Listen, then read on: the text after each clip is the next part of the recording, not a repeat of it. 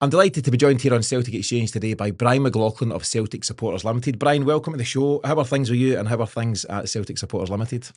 Very good for me, mate, and very good for the Celtic Supporters Limited. We were just chatting before, and I was saying it's my birthday today, so I thought there was no better way. I nearly made the mistake of wearing double denim, though, mate.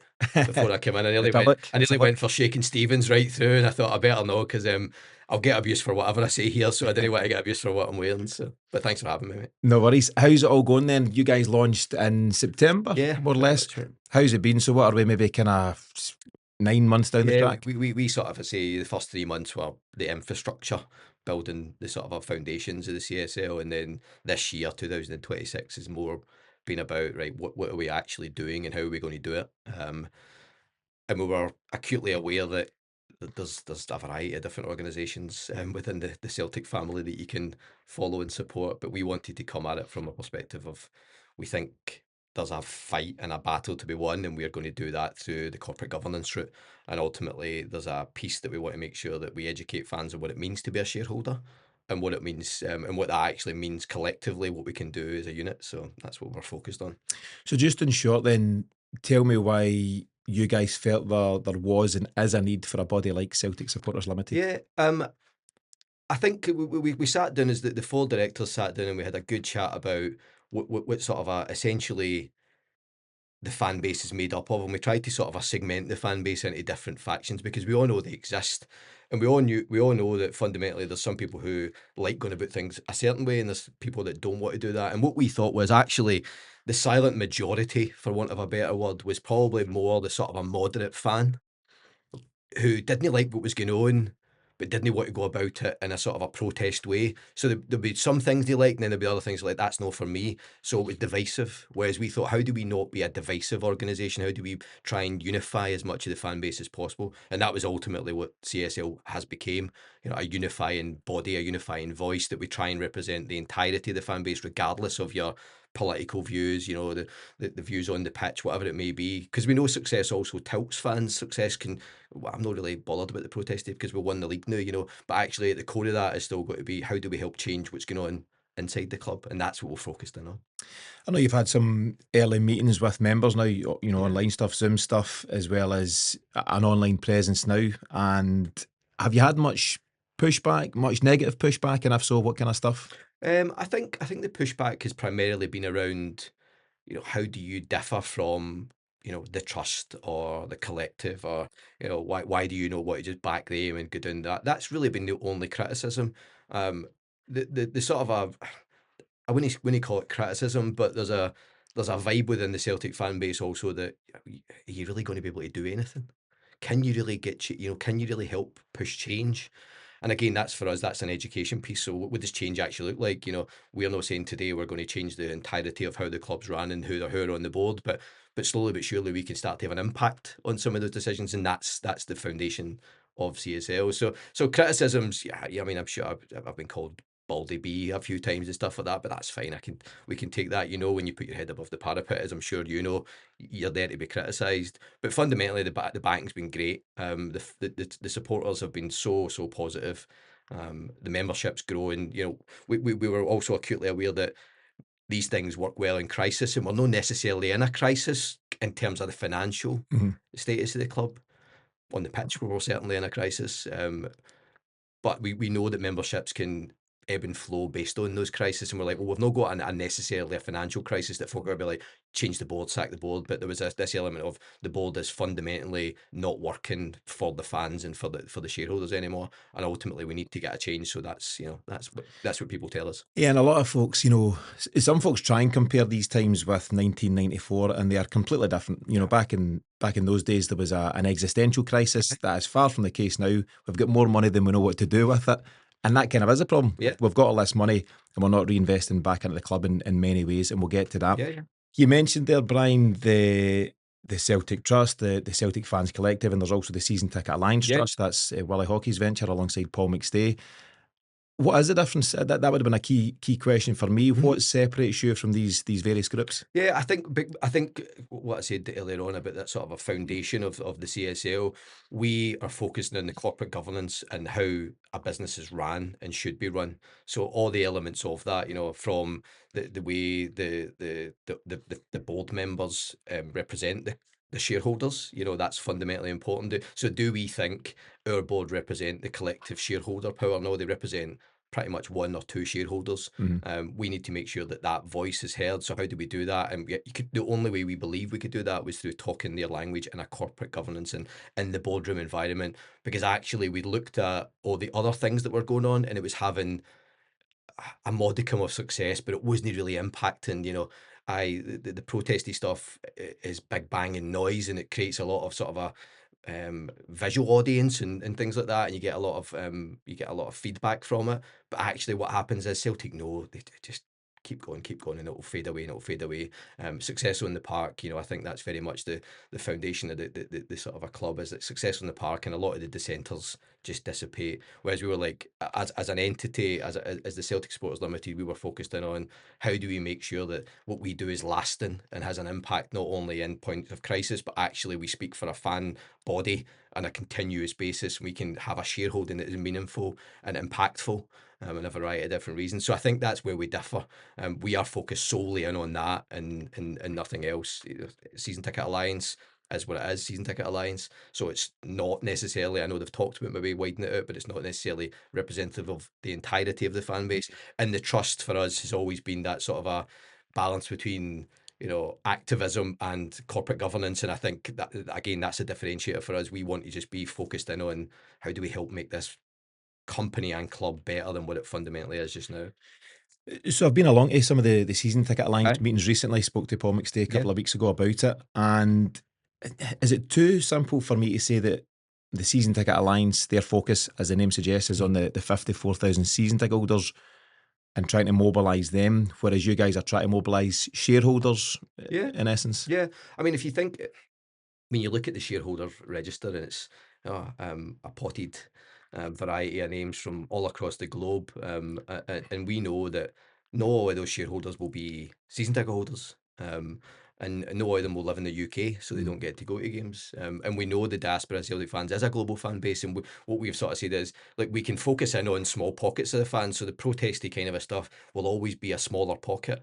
That then the season ticket alliance is a bit of a bigger pocket, but actually, how do you get the cumulative, Celtic family try and unite that? How do you get, because that's the powers in the unity, know the sort of a separate bit. So when people throw the sort of a, the United Judean Front and all that kind of the Life of Brian stuff, it is, I get that, because I would be saying the same from the outside. But what we're saying is fundamentally, we're not trying to be something for a specific section. We're trying to be something that sort of a unifies, and will no be political, and will no be two-footed on the board, and we will be sort of a measured and counselled in what we say. But that doesn't mean we're not trying to be powerful and forceful to create change. So I think that there is very distinct differences between them all, and we're trying to make sure that we appeal to the broadest brush of Celtic fans. So I don't necessarily like the term silent majority, but it kind of works in this Mhm. basis. So Okay. Let's talk about the Celtic Paradox. yeah, So that is, I don't know, it's maybe too soon to say it's a game changer, but it's certainly a unique piece. It's yeah, something that you guys published just at the end of that's May right. there. It is a heavily detailed piece. I think it's a 65-page document, Yeah. but don't worry, there is a summary. I think it's a 5-page Yeah, exec focus on the summary. summary. Yeah, you can get it at CelticSupporters.net. Yep. And I checked out there, and just generally speaking, there's some really good information in there. There's a quite extensive FAQ, which explains a lot about what you guys do as well. But in terms of the Celtic Paradox, let's stay on that for a Yeah. moment. Can you explain what it is exactly and why you guys felt it was necessary? Yeah, I think we looked at it again when we were sort of building the organisation. We looked at, what can we do that actually is different, and meaningful, and we thought, well, there's never really been a sort of a deep dive research into how the companies ran and how the clubs run. We've all got opinions on how it can be, but there's never been a sort of a deep dive, analytical, research backed piece of work that fans can read it if they want to read it, or they can read the executive summary, and it will give them the sort of a key facts. But what it does is, a lot of it is what we all know, but it just puts the numbers and the weight behind it and says, look what we could be doing.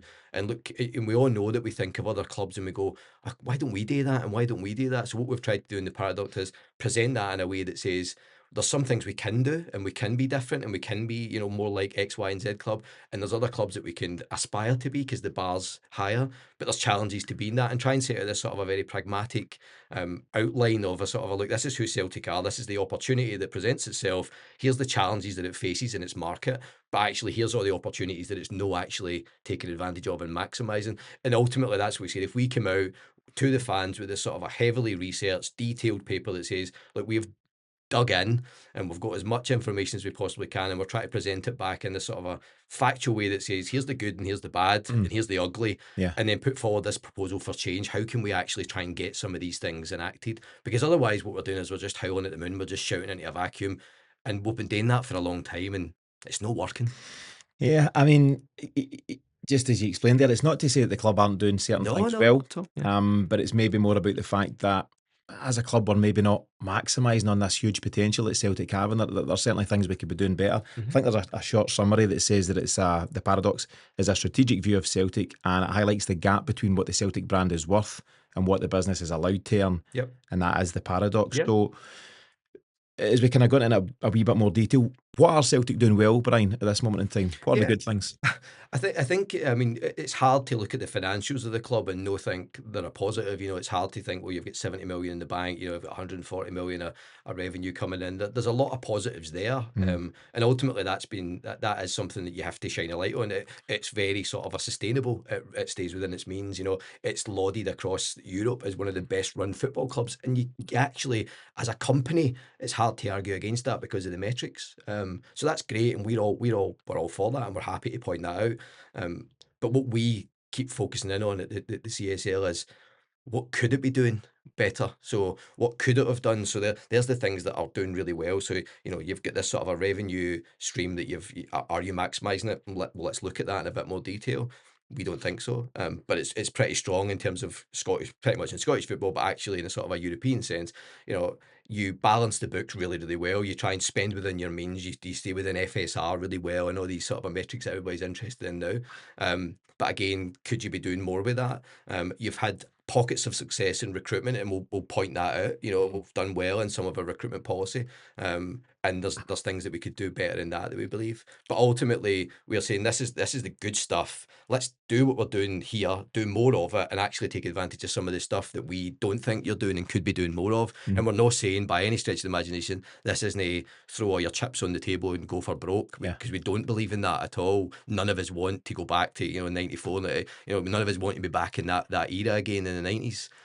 We know we're a well-run club. We know we're well capitalised. We want that. But we just want to make sure that the capital that we do make is spent better and in better ways that will generate more of a revenue that we can continuously get in that cycle. That whole thing about, some fans just want us to throw the kitchen sink at it. I actually don't. I've not spoken to many folks No, I who know. want us to go and spend out with our means, Aye. or roll the dice and just Yep. see what it takes us. You even had Scott Brune come out a wee while ago saying, there's fans that want us to spend 20 million on a player. There isn't. No. Or not that I've spoke to, but we do want to spend, a wee bit more Austin Trusty money or Aaron Engels money. Aaron Engels is going to double his money and then some. You spend 11, you'll get 25-ish for him, for example, and you've had 2 years of a good player. Yep. More of that, You've please. developed. Yep. Less of the Michelangelo Balikwisha nonsense, for example. Yeah. Then- That worries me. That is one of the worries, though. I think when you look at a sort of a Balikwisha, it's that wasn't a small outlay. That was just a really poor strategic transfer decision. To me, that was a player that apparently they chased for a long time, and sometimes players just don't work. We all know that. I get that. But I don't see what anybody else saw. I can't even see it in flashes. And that's the point. That sort of a scattergun approach that we the past couple of years. It's just not going to pay the dividends anymore, is it? Whereas the Andy Engels route, we're all a wee bit more like, that we can see that. Some people like him, some people don't, but we can see that you're taking a young boy who's got loads of potential, putting him in a position where he can develop and play in a higher standard than he was probably playing in Europe, etc. And then you put him in the window for, a Nottingham Forest to come along. Exactly.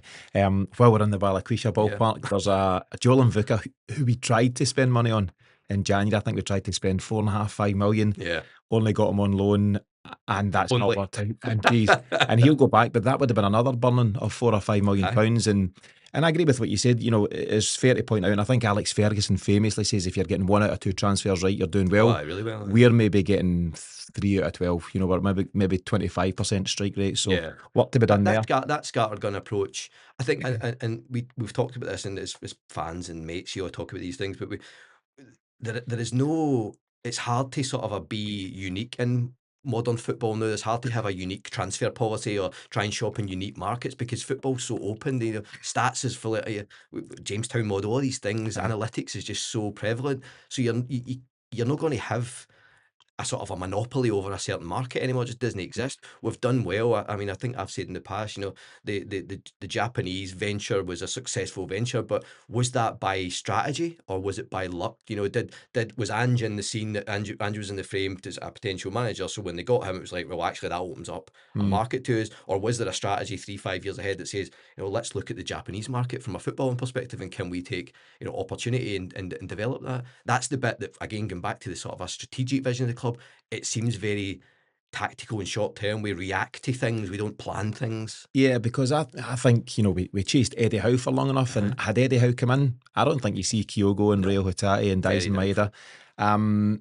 And it's not to criticise something which Celtic have managed to do well, but you do wonder how well thought out that plan Yeah, was, or if it was just a wee bit on the hop where yeah. Ange went, I can get I you know some these guys. guys. Aye. And I know he worked heavily with Frank Trimbley, Yeah, the agent, yeah, yeah. and all that stuff. Aye. Anyway, I'm going a wee bit off track. But in terms of, yeah, you know, things the club are doing well, based on financial year Yeah, 2025, revenues of yeah, 143.6 million, resulting in a pre-tax profit of yeah. 45.7 million, of which a huge part of that, 31.5, is from player trading. So, I mean, we're talking about it. It is such an important part Yeah, of what massive, Celtic massive. do. Massive in modern day football, Yeah, huge part of the model. particularly in the food where we are on the food chain as well. Yeah, I we've think got to that's do it. important. That 77 million at the bank at last time of checking. We'll see how that goes. 14 league titles out the last 15. You know, there's lots of good stuff going on. yeah, But our strongest figures, you know, I think you guys have looked at the last 5 years' yeah. financial results. Our strongest figures, far and away, in recent years have come unsurprisingly when we get to Champions League level. Yeah. So it begs the question: why don't we plan better for the Kairat Almatys of this world? That's a big frustration, isn't it? Massive. I think,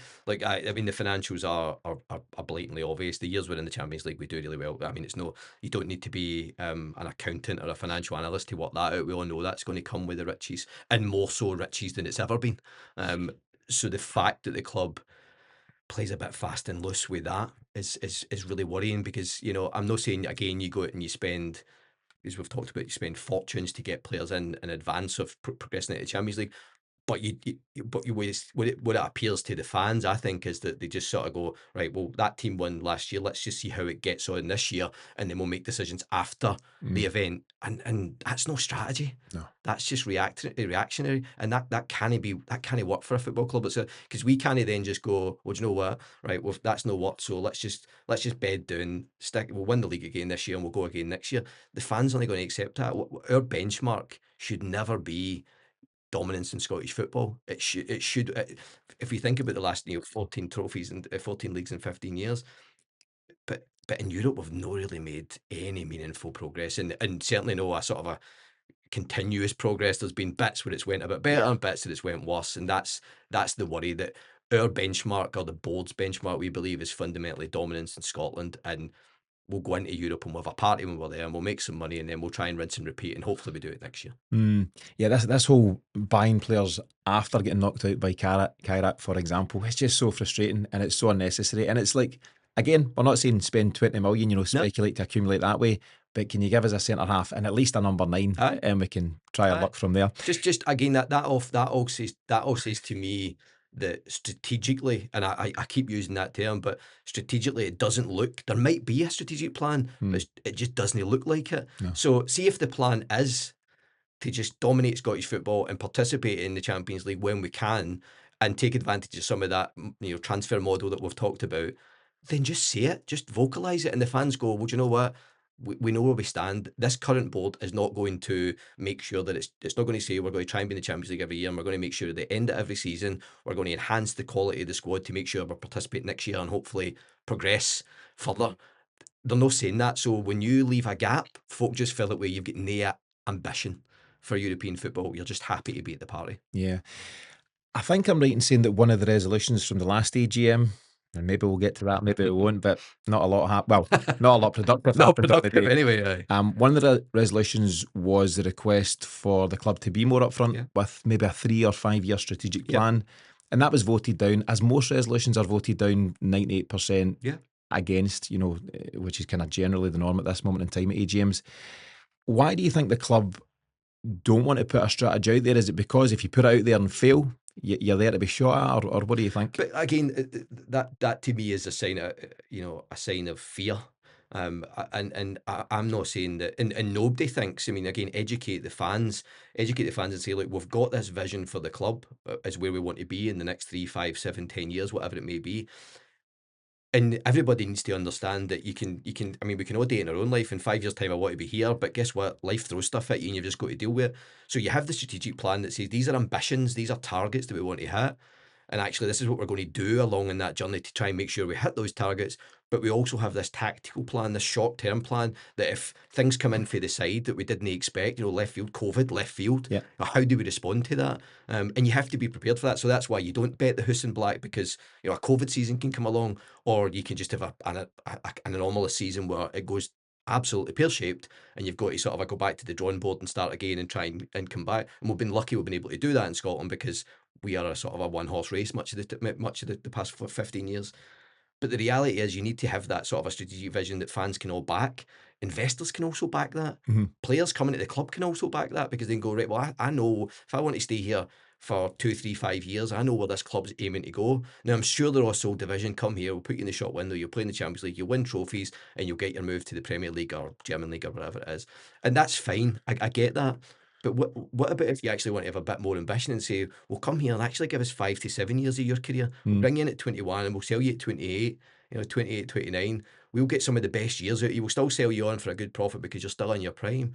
But you'll commit to this club, and we're going to, this is where we're trying to go. Mm-hmm. This is what we're trying to achieve. We want to get to the last stages of Europe. And guess what? See, if we get to the last stages of Europe, you're going to be going to a bigger club or a better club than you would be if we just participate in the group stages. And let's be honest, get humbled a few times and maybe get a few okay results. Mm-hmm. That's the bit, that strategic vision just to me lacks. It's all I see is that we're going to do this. We're going to try and win the league. We'll win the league more times than not. Once we do that, we try and get in the Champions League. If we do that, great. We maybe spend a bit of money on the back of that, and then, right, with those players we bring in, they're only really here for 1 to 2 years, and actually we then lose them. I think we should have a bigger and greater vision than that. And I'm not saying that you can't sell some of them along the way, but you want a core there that you can grow the team and develop the team and enhance the team over a longer period, as opposed to this very short-termism that you lose your best players every 24 months. Yeah, I agree. I think the life cycle of a successful Celtic player is about 2 years. I think we were lucky to get 2.5 out of Matt O'Reilly. Yeah. He goes and you get good money. Nicholas Kuhn, there's a bit of debate, but I think he was a talented player. Yeah. You lose him quickly enough. Kyogo went off the boil quickly enough. These guys don't stay around much. And actually, if I'm being really, I don't know if cynical is the right word, Dies Maeda's been a great Celtic player. He's been around for 4.5 years. But had he shown the form of the last 7 or 8 games of the season throughout those years, would never have kept him. No. It's his inconsistency at times which kept him at Celtic, for example. But I wonder if there's more that can be done to, as you say, keep a core of guys for a 3-4 year plan, and then they move on. Maybe the modern game doesn't allow it. Carter Vickers was a bit like that, wasn't he? We've had CCV for a period of time, but again, I think there's anomalies within each of those players. CCV is relatively, he's stop and start. He's had a lot of injuries in his career. So again, if you're a buying club, you're looking at that, aren't you? Well, if I'm going to go to Celtic and take him, so maybe got to be 15, 20, 25 million pound, and a player that we might have for the whole season, we might lose for periods. So I think you keep a centre half. Callum's, again, let's think about what life looks after Callum, and that's when you're captain. Centre forward, life after Kyogo's been pretty bleak. Centre forward, we've got KT coming back, and it's been a year of sort of a, trying to get him into playing football all the time. And I think he's been a success as a signing, and that's great. But around about that, you just don't see a plan. You just see this sort of a, well, if we get 3 of them and 4 of them, one of them might work, and if it works, then great, we'll sell them for 15 million. And that's the bit, it's just lacks any strategy or vision for me. And actually, as I was saying, there may be the modern game just dictates that you do lose these guys after a couple of years, and so be it. But I do believe that succession planning is something we're not great at. So if you're losing your centre forward within 24 months, what you're doing at 12 months in or 18 months in to make sure you've got that replacement. I think we've tried to replace or at least provide competition for Callum McGregor, Yep. but we've been so unsuccessful. I think of guys like Ideguchi, Oliver Abelgard, Yeah, Tomoki wow. Awata. We've brought Some in of a them are number of guys. forgettable, aren't they? That's the thing. You Yeah, forget they were even there. we've brought in guys to try and do it. Yeah. And to be fair to Callum McGregor, he's seen off all, contenders, but we should have someone backing him. There's no genuine backup in the building right now for No. Callum McGregor. When he gets injured, we shuffle the pack and we'll throw Engels in there or Oxlade-Chamberlain, but there's no ready-made solution. And at 32, Callum McGregor, who plays a lot of football, I think that's a gap. The last time I think we've done it really well, actually, is when Josip Juranovic moved on Yep. and Alistair Johnson came in. Yep. That was seamless. Yep. More of that, please. Yeah, absolutely. In all areas of the But pitch. again, that's what it comes to when I sit down and I think about when we look at the ones that work, it doesn't seem like a strategy. It seems more like luck than a strategy. So I don't see this sort of a succession planning through the entirety of the club. Again, good companies run on the basis that we've got key individuals, and at some point we may lose these key individuals. Mhm. So you have to have a backup plan. They're either in the building or you need to know where they are, that you've already had conversations with them. And every company that I've ever worked with and am ever engaged with at various different corporate levels, from FTSE 100 companies, they've always got their eye on what's next. Mhm. So he's great, she's great, but what about if such and such comes and offers them more money and they go? We need to have a plan in place. And the manager leaving partway through this season proved to me that again it was just reactionary. Right? Who do we know? Uh-huh. Get round a table and throw a few names at us. Okay, let's look at them. Go, oh, you like that guy? Okay, let's go and chat to him and get him. All right, brilliant. And we all know what happened there. Yeah. That's no strategy. What is our key man insurance Yeah. policy? We don't have one. I definitely don't have one. So let's get back to Yeah. more off-field matters Yep. then. We've talked about some of the good things and genuinely good things that Celtic do and do particularly well. But what aren't we doing so well, Brian? What are the gaps in it? And I'm looking at things like investing in the stadium. That's a Yeah. big one for folks at this moment in time. Infrastructure in general. The much talked about at one point hotel, Yep. museum. There is an absolute must for a Celtic museum. There is so much of Celtic's history lying untold in Yeah. cupboards and boxes at Crazy. Celtic Park and Yeah. otherwise. That's a huge thing. And for in me. every fan's house, we'll probably get stuff that you could put in a museum. So Absolutely. Why are we hiding our history, in certain ways? There's non-match day income that we're maybe not tapping into. There's the potential for gigs. I know there's a rumour about Oasis coming later in the year and stuff, but we're not doing that at this moment in time. So what are the big gaps there for you? yeah, I think the Celtic fans at times feel that they are the cash cow for the club, and they are because they're the lifeblood of the club.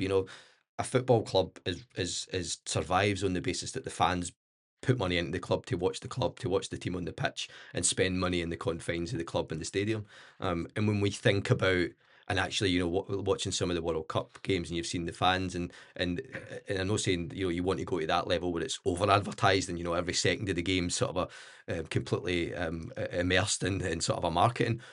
But we just don't seem to take advantage of that. We've got a couple of really reasonable strategic relationships. Adidas, we've moved up to the sort of a platinum level or whatever it is, which is great. But we should be there. Mm-hmm. And then you think about, what else can we be doing in that sort of a sponsorship? And what do we have again? Do we have a plan as to how we grow our commercial revenue, corporates wise? So there's a bit to be done there. The stadium footprint has been diminishing for a number of years. It's to your point, museum, hotel, it would be great.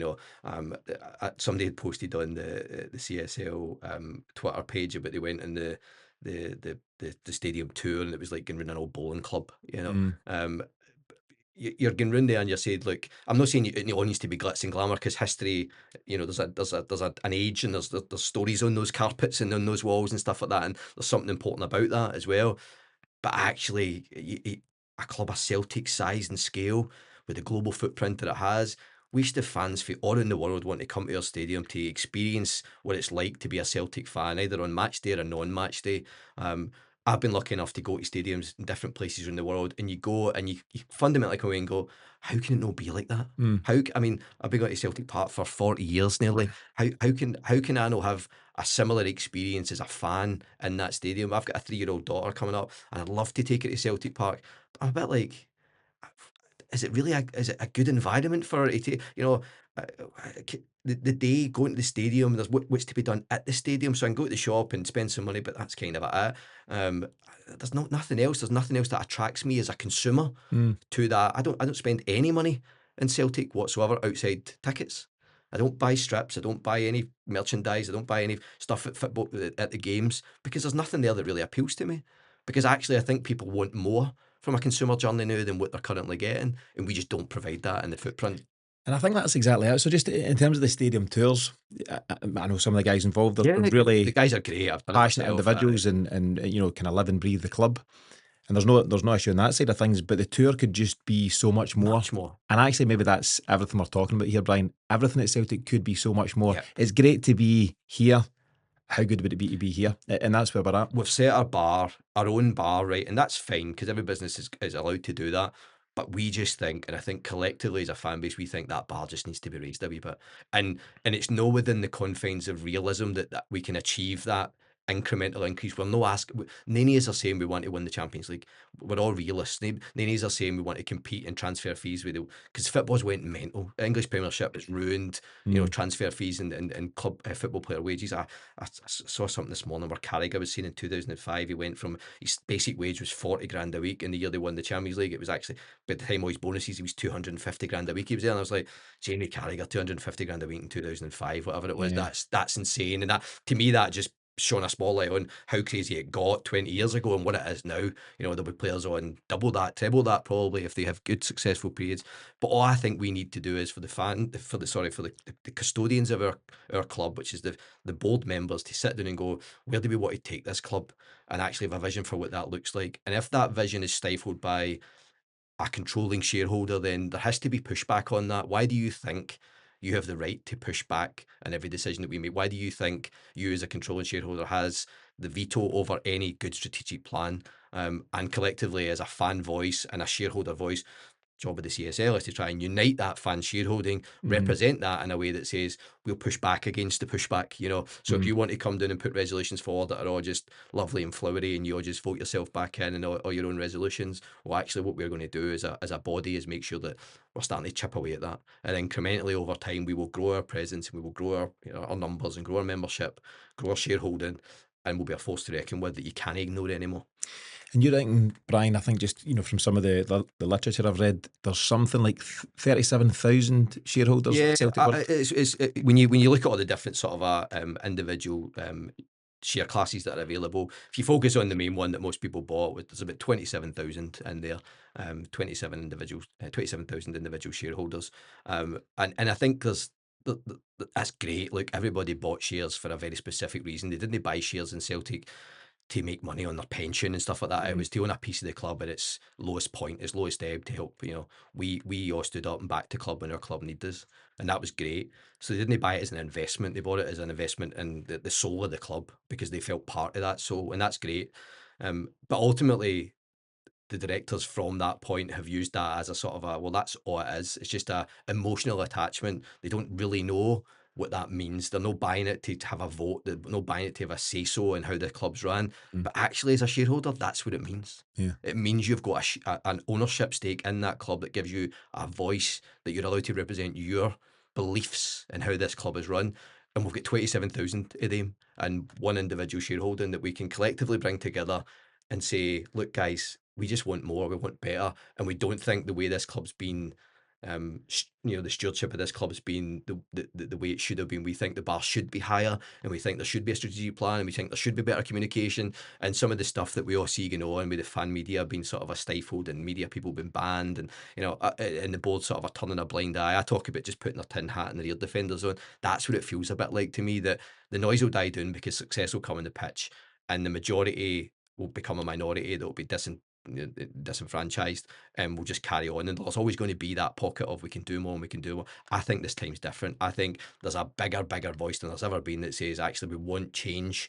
And if you guys are the people who are going to change that, when we need different and better people in to change that, and that's hopefully what we're going to get to. Yeah, so you guys have put out a kind of, is it a kind of 12-point plan, mate. Yeah. But actually, listen, whether people support what you guys do or not, if you look at the 12 points, none of them are unreasonable. No. None of them are asking for the £20 million player or for this, super stadia that, that's the best stadium in the world, or anything at all of that nature. and they are quite reasonable requests. What are the kind of headlines from your 12-point plan? Yeah, I think, I mean, we've tried to do it in sort of a tier. So what we've said is, look, there's ways of going about this. There's some that are within your gift now that you can do instantly, and it'll be an immediate change. So, fan advisory group, yeah, it's a no-brainer. Just stop talking about it. Just do it. Present a strategic plan. It's laughable that you have to ask for a strategic plan for a main market listed entity. It would be expected. I could go into any AIM company at the moment and go into their website and see what their plan is. Celtic don't have that. Those are within their gifts to now. There's money in the bank. We're not saying spend it all, but we're saying, but you can apply that capital better than what you're currently applying it. Yeah. There's no point in just saving it and going, well, the rainy days will come because we've not got a strategic plan. So we'll not get in the Champions League maybe this year, and we'll need that backfill to continue or maintain the squad that we've got, which means we don't need to sell some of our best players. But we know we'll sell some of our best players this summer. Who knows? Maida, Nigrin, who knows? We could Engels, a lot of the sort of a big hitters could go. And then what are we going to do with that money when it comes in? That's the bit that we're saying. If you've not got a strategic plan, then we don't see how you can apply that capital in a better way to get future returns from it. Other things around there are like we look at the sort of academy level, and we put forward various different clubs around the world's academy models, and we say, what has Celtic's academy actually produced for Celtic on the pitch? And we just don't see that. We don't see that as a viable runway for talent on our pitch. And I think, again, as Celtic fans, we're lucky enough, we're a wee bit older, we've saw some great players coming through that academy. If you're in your 20s, you've not really saw any real Celtic young boys come through that academy into the first team. Tierney was obviously the last sort of a big one. He was away, came back. But outside of that, we've had players that have sort of popped their head above the parapet and then they're snatched away.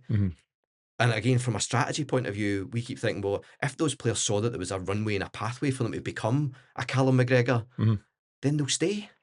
But we just don't seem to have that. The players just seem to, and I know there's riches that will try and rip them away, but we just don't seem to have a framework that says, look, we've identified this elite group within our academy system, and there is a runway for these guys to get to the first team, and we dominate domestically enough that these guys can be, brought into the team. Yeah. I'm not saying you throw 5 of them into the team, but they can be. You can give them a runway. So again, that's something within the paradox saying these are just some of the ideas that we're just saying, just be better at it.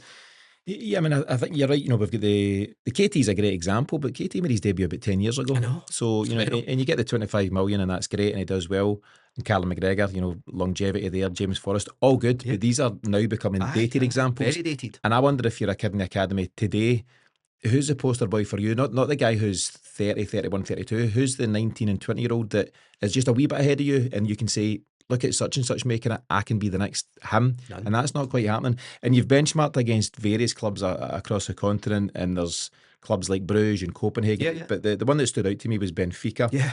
And the fact that they've generated, I think, an incredible figure, €743 million in the last 10 years from their academy. That's insane.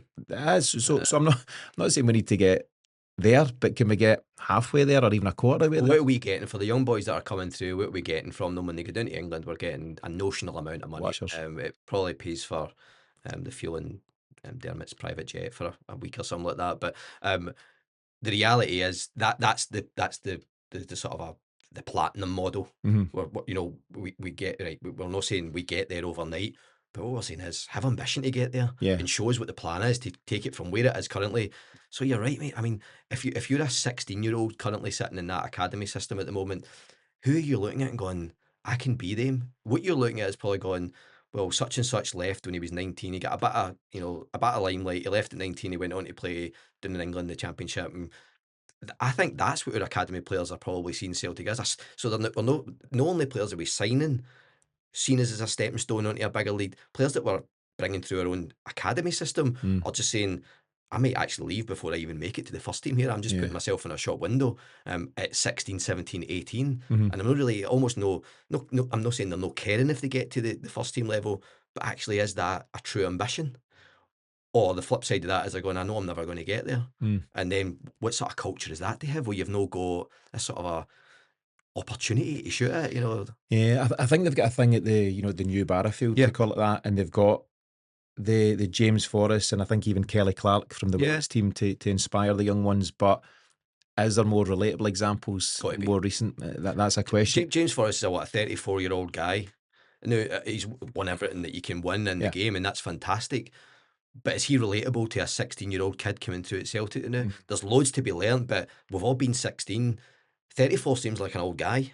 You're wanting to look at somebody who's 19, 20 and going, that's my poster boy. I want to be him. Yeah, I think James Forrest made his debut around about 2011 under Lenny. 2011, aye. So that's 15 years ago. So where are the new examples? Aye. Absolutely. You Um, probably, some of these young academy boys probably weren't even born when Jamesy Forrest. yeah, that's very true. The Benfica benchmarking example is a good one because, as opposed to what's going on in the English Premier League, the team that finished bottom of that gets something like 100 million TV revenue. We get somewhere between 3 and 4 million TV revenue. Yeah. Benfica are a wee bit higher. I think they get around about 9 million euros. Yeah. So they're fairly comparable. They're certainly a closer comparison.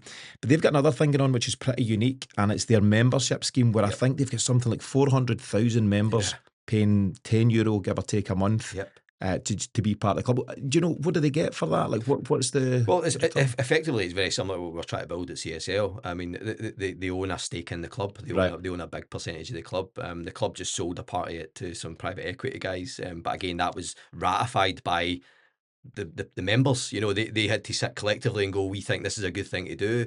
And again, one of the sort of cornerstones and foundations of CSL is that, what if somebody comes to try and buy a proportion of your shareholding, or they try and take the controlling shareholder out, and he sells to somebody that we don't really want to be owning our club? We don't have a say of that because we're a disconnected shareholding.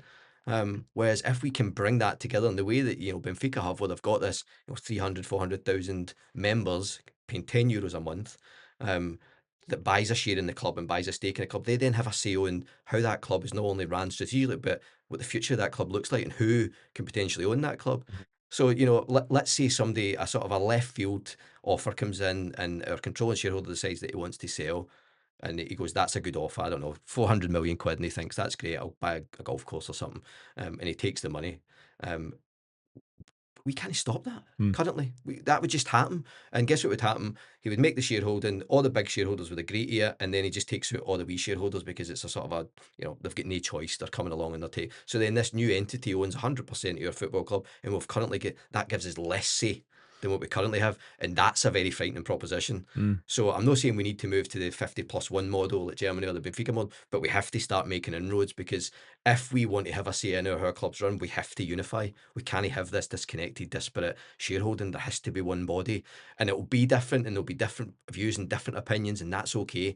That you're allowed to have that. But fundamentally, we need to have a united voice that the members say, actually, you're no buying our club. You're no selling it to them, because we don't want that to happen, because we don't think they're right for X, Y, Z reasons. Yeah, I mean, I think there's a genuine fear that someone could come in. I mean, the term doing the rounds is better the devil you know, in the shape of Dermot Desmond, because someone could come in beyond Dermot Desmond and do all sorts of asset strip, and the club might be unrecognisable in a few short years, and that's terrifying. And that is the genuine fear among Celtic supporters, and bodies like yourself, and we've mentioned the other groups as well. I think that's at the core of it, having more of a unified say in what the future of Celtic is. It's less about today and whether Martin O'Neill signs players tomorrow or whatever. It's more about the longer term approach and what Celtic looks like for the next generation, absolutely, and the ones beyond. I think it's like, you're born a Celtic fan, as we say. It's part of your soul. It's who you are, and you feel a responsibility. I mean, my dad doesn't go to the games now. He's got dementia, but he's in his 80s, and but I thank him for educating me on what this club is, because it made me a better person.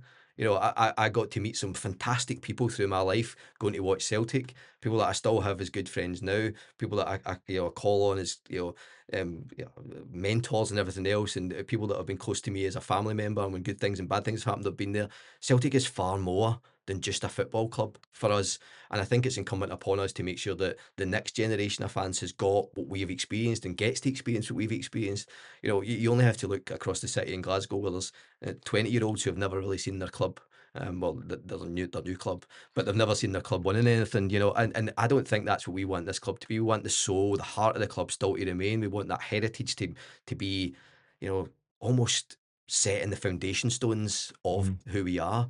And you kind of feel that we lose a bit of that every single year, and a new owner could potentially, to your point, could take it all away. And then you become, and what we've said in this paper is we don't want to become this corporate glossy entity, because that's not who Celtic are either. But again, just bridge the gap, because the corporate glossy entities are making a lot of money, and we're stalling. So we're not saying, max out, accelerate, get debt, try and get up to their level, but just put the foot down a wee bit to try and compete. Accelerate a bit, go for the inside lane to the middle lane. We're not saying jump out to the fourth or the third lane, the autobahn, but just push yourself out a wee bit. Yeah, and I think it's okay as well. A lot of people talk about the fact that, Celtic set up for, charitable purposes back in 1887. And you've got everything that Brother Wilfred was doing then. But there's also a reality that, the commerciality of what football is now. Aye. But we don't need to go so far out to the right hand side. We can still keep our soul, basically. Absolutely. Don't lose your soul. Be somewhere in the middle. My granny used to say to me, never lose your old arse when you get a new arse. And I always think that's a good statement, because I don't want Celtic to be this just nothing shiny entity, because it is more than that.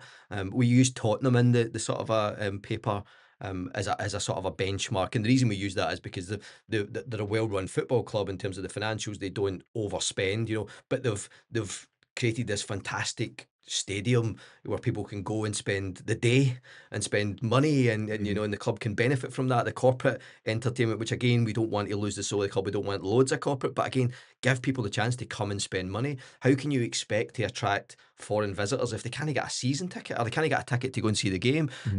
We want people to come to Glasgow and Celtic to be on their things to do, like some of my mates do when they go to different cities. I'm definitely going to a game. I don't think that's what we are. We don't have that set up. I don't want us to have 30,000 different fans every week, because that's not who Celtic are either. But I want us to create this entity that actually can benefit from the brand that we actually are, this global entity that everybody knows. We're just a bit unloved from a corporate perspective, and we just need a wee bit of boost of confidence and saying, right, you've got all the raw materials to be something really unique and special. And over the past 100 years, you've had pockets of that. Just bring it to the fore now. Take advantage of the brand that you've got, because not everybody's going to have that. No. There's clubs that would kill to have what Celtic have, and I mean things. You even look down south to club. I see some clubs that talk about their history, and I think, what history? Celtic is steeped in football history. If you meet somebody between the ages of sort of 100 and probably 35, they'll know about Celtic Football Club, probably the vast majority of the world, and I just don't think we represent ourselves in that global audience the way we should. And I'm not saying they should listen to everything that we're saying at the Paradox, but the fearful thing for us is it sounds like they're not listening to anybody. And I think when you think, as a board, when you're sitting around that table, that you've got all the answers in that room, that's a dangerous, dangerous place. To me, that's a really worrying thing, that we don't think anybody on the outside can help us. So we're just going to make sure that the 10 people in this room have got all the answers to everything. And it's no working. No. Have you thought of making your granny's line the new tagline for CSL? Just You're a marketeer, mate. You tell me. I don't know. No, I mean, I don't know. I don't forget your old ass when you're new. I just think it resonates, mate. It's always stuck with me. It's my granny, so it's always stuck with me. But I just think you have to. You can progress in life. You can better yourself, but never forget your roots and your core. To your point, Celtic was set up for a very specific reason, so it should always have that. But actually, you can better yourself, and actually, as bettering yourself, you can do more of that stuff. Because guess what? The foundation will only get bigger and better and have more things to do and more capital to spend on better projects if the club keeps getting bigger. Yeah. So it's this sort of a circular economy. Everything will keep benefiting, and I want us to do as much as we possibly can in the community and help underprivileged and people who need us more, because that's the club. But fundamentally, that can only get more if we do more of that stuff. Yeah. So we do the corporate bit well, and that benefits. 100%. It goes back to, if the tours can be so much more and the club can be so much more, then the foundation can be so much more, Everything, and everything can be so much more. You lift that bar collectively. At the moment, we try and do it with wee bits. We're like, we've got a wee bit of success there. We bought some players and we've sold them. Or we've got Champions League entry, or we've not got Champions League entry. It's just sort of a wee pockets of. Whereas actually what we're saying is just take this bit here and just put it here. There's a ceiling that we can get to, but that might take 10, 15, 25 years. But just start on that journey. You go back to these guys like Dave Brailsford, the guy who came into British cycling and brought all that sort of incremental changes. We shaved a gram off the gears and that. I'm not saying that we should be doing that stuff as a football club, and I'm sure there is some of that within. But are we world class? We talk about that. What to be a world class? Is there anything that we do that we could really say is world class? Is Lennoxtown a world class facility? Is Barrowfield a world class? Is the stadium a world class facility? If you want to be world class, you've actually got to start delivering some of it and show that you're world class. And I don't think we do, and I think we can, which is the key point. It does feel in a lot of ways that we've created our own glass ceiling, doesn't Absolutely. it? And there's so many more levels to go. And I think that's driven by, I mean, like, I know, and the controlling shareholder at Celtic PLC is not a daft guy, right? He's made a lot of money and a lot of good strategic corporate decisions to make a lot of money. So he's obviously good at what he does. And I get when he bought Celtic, you know, he got that big shareholding with a deep discount because the club needed some money at that time, and he took effective control, let's say. And I get that he probably said at that point, I don't want yous coming back to me for money in 5 years' time again, you know, run this club sustainably, and probably said that to Peter Lawwell, and Peter Lawwell probably went, right, that's my mandate. I'm here to make Yeah. sure this club is a sustainable football club over the next 5, 10, 15, 20 years, that we don't need a rich benefactor to bail us out, because football's changing, you know, all the rules now in terms of what you can spend against what you bring in, and that's great because we want sustainable. But actually, that doesn't mean you can't have a plan to be better with what you've got currently and raise that bar up a wee bit. So what next for yourself and Celtic supporters? Um, In terms of the paradox, is that something that you sent directly to the club, or do you know if they've had eyes on it or any feedback there? yeah, we bound it up, mate, and we sent it off in a nice package to them. No, we sent a lovely letter, again, very pragmatic letter to them to say, look, you'll be aware of the Paradox paper. If you're Okay. not, here's what it is, here's where you can find it. And here's some of the key bits that we want to have a conversation with you about. And use the term open letter. I don't want to say it's an open letter because that always sounds a bit confrontational. But in effect, we were saying, you know, have a conversation with us about the paper, Mhm. the findings in the paper, and some of the 12 points that we've sort of laid out in a framework. And we'll see if they get back to us, mate. How long ago was that? That was 2 weeks ago. So no reply as of No yet. reply. No reply as Do of you yet. think you'll get a reply? Look, we none of us are arrogant in any way, shape, or form. So we're not sitting here saying, who are they not to reply to us? Like, there's other things going on in the club. Of course. You know? They've had a new manager to get, and they've got a backroom staff to get, and they've got players, you know, all the. So we know that's all important. But what we're saying is, you know, we want to sit down with the key people in the club, and we want to have a conversation about this. And I think it's folly for them not to take that opportunity up. I think it signals a lot if they don't. I'm not saying they come and sit and they bend over and take everything and say, oh, we're going to do all of this. Mhm. But if you don't have a conversation with a body that's growing and trying to help improve the club from the outside in, and that we've put forward, you know, the fan advisory group, how do we increase that sort of stuff? And, you know, how can we help construct some of this stuff that you're talking about that you want to do? If you're not inviting us in as an entity to talk about that, then I think that's really worrying. Yeah, so at the moment, the four directors, it's yourself, David, Duncan, and Peter, Yeah. and there's a lot of expertise in that room. There's a lot of business expertise. There's a lot of passion for Celtic as well. And maybe that's the core of it. You know, there's four guys really passionate about Celtic too. So would the hope be that potentially, you know, you guys are allowed an hour in the room to chat it through, for example? All we've asked for is to sit and discuss the Paradox paper with them, and for us, that's the first step. So we done the paper, we spent a lot of time and effort on it. We had some really bright people working with us on it to get it to where it is. We've put it in the public domain. The feedback's been brilliant. The fans have been great, because a lot of people have said, look, we're not going to read the 65 pages, but the fact that you sort of serialised it for us and Yeah. broke it down and told us what you know, the key points of it. And again, you mentioned it earlier on, the fact that it wasn't just an absolute hatchet job. It was, here's the good stuff and here's the stuff that is not so good. Yeah. So the first step for us is you'll have saw that, the fans now know it, it's in the public domain. Sit down and have a conversation with us about the paper. Tell us what you think's good. Tell us what you think's not so good. You know, you critique us in the same way we're critiquing you. We're happy to have that conversation. And then we go for there and we see what that first conversation looks like. We were criticised a while back for, you know, all you want to do is just get brought into the tent and be in the boardroom and Yeah. you know, have the prawn sandwich. And that it's a genuinely of the interest of us. I sit in the main stand. All the other boys have got season tickets.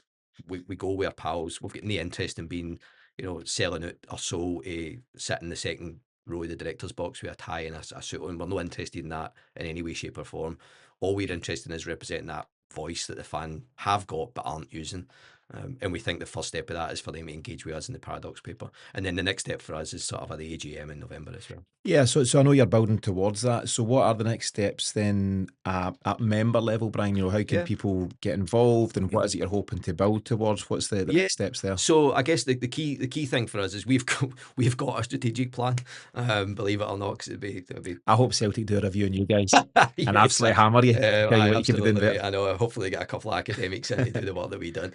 To be fair, that'd be quite nice because it shows that they maybe care, but they probably would only be doing it to criticise us. But no, I think for us, we had that sort of a 6 month vision is to get to where we've got to now. So have a solid membership base of 600 or so, what we've got to now. We've got a bigger subscription base in that. Start to show the fans who we are and what we are and what we're trying to do. So present our plan, Uh, which we've got to that point. So we're credible. And we've got that sort of foundation in the fan base now. We're differentiated, which we've got in the fan base now. But ultimately, we still need to continue showing that we have teeth, and we've got a plan for the next sort of a stage. So the AGM is our next focus, and we were focusing on that as we've got some ideas for the resolutions that we're going to put forward, and we're working on that just now. We've got a proxy plan in place that we're building so people can give us a proxy vote. So ultimately, there's some work going on behind the scenes that we will come out to the shareholders and the fans and say, this is what we are going to be pushing forward at the AGM. Do you want to support us? Here's how you give us your proxy vote yeah. in a nice way, and we will go forward with that in mind at the AGM and hopefully have a meaningful impact in the resolution that we bring forward as well as the resolutions that they're putting forward, and we can start to chip away. And then hopefully in that time we can start to have sort of a meaningful conversations with the club about how the club should be changing and evolving and Mhm. adapting. It sounds a bit arrogant saying that you want to sit in the boardroom, but ultimately we are the custodians of the club. We are the fans. We are the people who keep the lights on in the building. Mhm. We have a right as shareholders to make sure we've got a say in how that company's ran. And we know it's a football club, but it's a company. So we've got a right to see how that company's ran, see what vision it's got, see what the guys that run it have got a vision for, and then critique that vision. And that's all we're asking to do. So let's hope between now and the AGM, we're able to have a couple of conversations with the board. We get a bit of feedback, which will be public to our members. We'll go back and tell everybody what they've said, if they say anything at all, and then the AGM will be our next sort of a flagstone. And if people have been watching or listening to this, Brian, and want to get involved, how can they do so? Do they have to be shareholders, or can they become a part of Yeah, PSL through the website? yeah. So you can become a member of the CSL. So yeah, CelticSupporters.net to become a member. Minimum's £10 a month. We get £10 a lot of money. But yeah, I think one of the boys said £10 a pint. I don't know where he's buying pints, but He's in London, at he's least. obviously down south. But look, we've got a variety of different ways of membership. £10 the minimum. We've got a lifetime membership that we set up because we were asked to set it up. There was a couple of people that wanted to just do a one-off payment to us, and that's great. So we set that up. And then there's various other ways of sort of getting involved in that. So you can become a member, and by default, becoming a member, you become a shareholder in Celtic because you have a say in the collective shareholding block that the CSL has. Mhm. And within that membership group, we're sort of growing because as you grow as an entity, you need more support. So it was us four doing it all together. Now we've got two guys who help us more on the admin side. We've put a call out to the members if they've got specialisms to come forward. So can you do websites? Can you do marketing? Can you do PR? Can you do legal? Can you do accountancy? Because we need all these specialisms. We were just four guys for a variety of different backgrounds, and as the entity grows, we want to be very clean from a corporate governance perspective. So we want to make sure that we tick every box in that. So they kind of cast a shadow over us from that respect. So it's been a great uptake. We've had, again, luckily enough, the Celtic diaspora is that varied. We've had people offering us all sorts of help and support, which is fantastic. So and we're getting in touch with them to get them on board. And then when it comes to the proxy, yeah, you don't have to be a shareholder to be a member. If you're a shareholder, we'll be in communication with you in the not too distant future, showing you our plan and asking if you want to give us your voice. We'll also show you the way to do that. So again, the education piece is massive for us, making sure that fans understand what that piece of paper meant on their granddad's wall if they Mhm. inherited it. We want to make sure that you fundamentally understand what you can do with that and what it means, and how you can actually get unified with it as well. Because we also know there's a lot of fans who family members probably bought shares. We always talk about the demographic in the 90s. The average punter was probably in their 50s or 60s that bought shares. They could be dead. Mhm. So those shares could be lying dormant in an address that isn't registered to the family anymore, and we need to get that unification. So we need to get grandchildren connected to shares, or sons and daughters connected to shares. Show them what that means. Get their unclaimed dividends if they've got some. If they hold that sort of a share class, make sure they get paid for it. If you bought shares for £600, they're probably worth about 2.5 grand. And I'm not saying you're going to want to sell them, but if you do, come and talk to us. But Yeah. that's £2.5 that they're worth to you now, and that £2.5 might be worth more to you in £2.5 than it would be in a Celtic shares. So even knowing how to get to sell that, there's no education. If you go to the Celtic website now, there's nothing to educate you really or Yeah. to help you find out how to do that. So we want to do a lot of that and make sure the fans are as educated as possible. So we'll do sort of a member forums as well as public forums to make sure that people are aware of here's the steps. We've got a sort of a reunification process that we can help people with just now, and that's been working well. We're buying shares off people who are coming forward to us and saying, look, I want to sell you my shares. Can you help me reunify with my granddad's shares, and I'll sell you them. And we've got people giving us our proxies in the bucket load, which is great, Yeah. because we know that voice that we're going to have come the AGM is going to be very meaningful, and it's going to have, at the very least, it will be a dent in a few people's ego. Yeah, Brian, it's been a good chat. It's been a detailed chat. We've covered lots of different areas and lots of different parts of what you guys are doing. As mentioned, the Paradox is a detailed document, but I would recommend folks go and read it. The Thanks. summary, it's 5 pages. It's pretty punchy and it gives the kind of headlines, and you can get that CelticSupporters.net. But for now, Brian, your final comments as we wrap this one up. That's a great way to finish, mate. Look, I think we just believe that at the CSL, we try and unify as much of the fan base as possible to take forward that collective voice to try and get the club to raise the bar from where it currently is. Domestic dominance over the past 15 years should never have been our bar. We want to see that club, the club that it is, elevated to the level it should be. And all we're asking for is the club start to make steps to doing that and show us the plan, and show us their strategy, and show us the people who are going to be behind that. And fundamentally, that's what the CSL is trying to do. And long may it continue, and the membership continues to grow, and we'll do as much of this stuff as we possibly can to educate the fans on who we are and the shareholders who we are. But if anything, anybody's got any questions or queries, we're also there to be shot at, because we have been critical of the club's communication, and we want to make sure that people know that we are open to criticism and praise, and come forward with suggestions about how we can evolve and change, because again, we don't have all the answers in the room. David, myself, Peter, and Duncan don't sit, and when we have our monthly meetings, we don't sit and we go, right, don't listen to anybody else, we know how this should be. We actually sit and go, right, we don't know the answer to that, so let's go and find what other people are saying and go and talk to the other stakeholders in this, who are potentially 9 million fans globally, if you believe Yeah. the Paradox papers. So Brian, thanks for coming in. Best of luck. We'll thank you, keep in mate. touch and we'll speak to you soon. Cheers, buddy.